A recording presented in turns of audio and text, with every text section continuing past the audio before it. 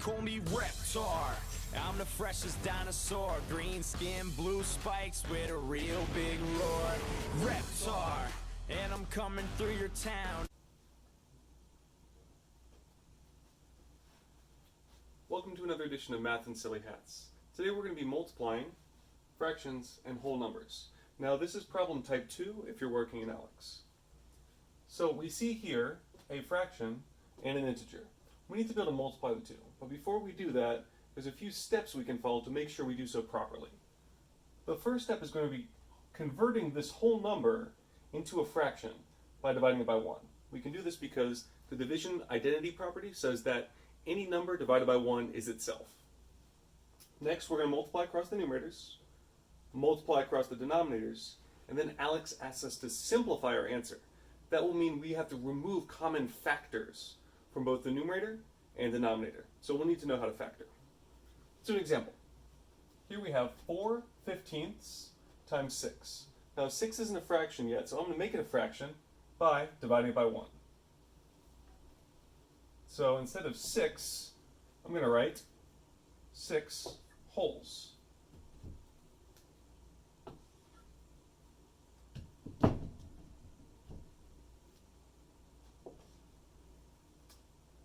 Our next step is to multiply across the numerators. So we're going to multiply 4 by 6.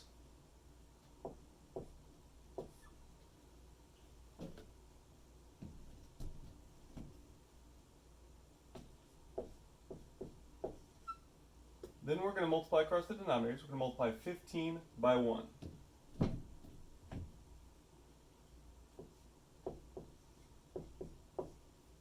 So let's simplify that. It's going to be equal to 4 times 6 is 24 over 15 times 1 is going to be simply 15. Now before we submit this answer in ALEKS, we need to simplify. I can't see any common factors at a glance, but if I factor both of these numbers, I'll be able to see any common factors. So we need to do the prime factorization, or at least factor them until we can see the obvious only factors that are in both the numerator and denominator. I'm going to start with 15.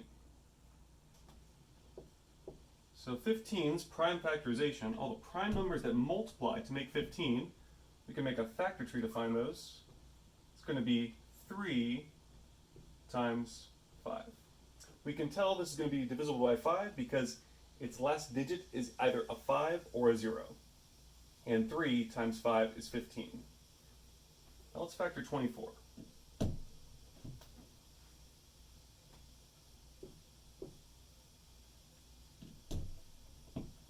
24 can be factored as 3 times 8. I can tell 24 is divisible by 3 because the sum of its digits, 2 and 4, add up to 6, which is divisible by 3. Now, I can stop here. I could factor 8 into 2 times 2 times 2, but I can already see my common factor in both of these is 3.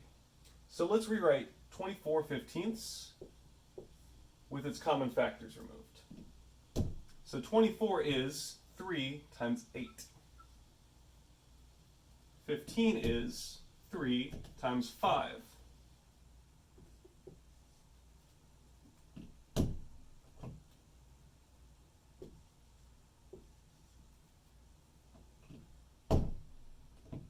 Now you'll notice there's both a 3 in the numerator and denominator. Those are our common factors, and because 3 divided by 3 is 1, we can remove these 3's because 1 times 8/5 will simply be 8/5. So these both cancel. And I can rewrite my answer in simplified form as simply 8/5. So my solution will be 8/5.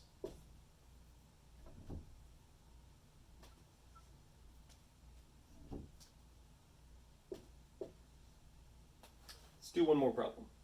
We have another similar type of problem. Here, our integer comes first in the product, but that's not relevant. We can still solve it in the same way. We're still going to first convert this whole number to a fraction by dividing by 1.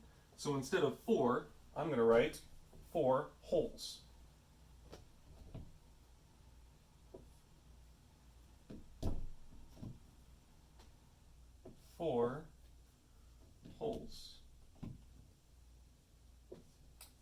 Next, I'm going to be multiplying across the numerators. So I'm going to multiply my 4 and my 5.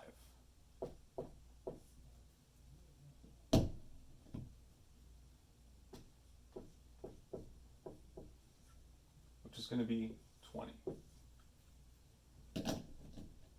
Next, I'm going to multiply my denominators. 1 times 14, which will be 14.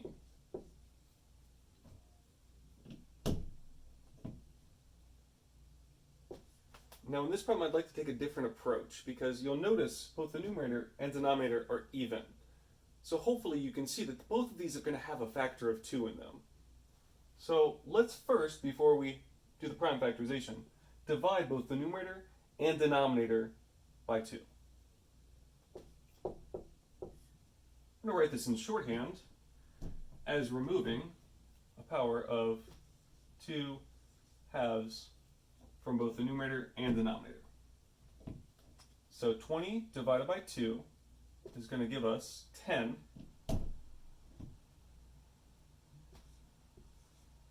14 divided by 2 is going to give us 7. And you'll notice that 10 and 7 are not going to share any common factors because 7 is itself prime and 10's only factors are 2 and 5. So we've simplified this a little bit faster this time because we were able to realize that both the numerator and denominator were even, and once we divided each by 2, we didn't have any further common factors that could be removed. So our final solution is simply 10/7. It's likely that as you do more of these problems, you'll be able to recognize common factors and remove them in fewer steps such as this. I hope this has been helpful and that you're now able to solve these problems on your own. Have a great day, everybody. Bye-bye!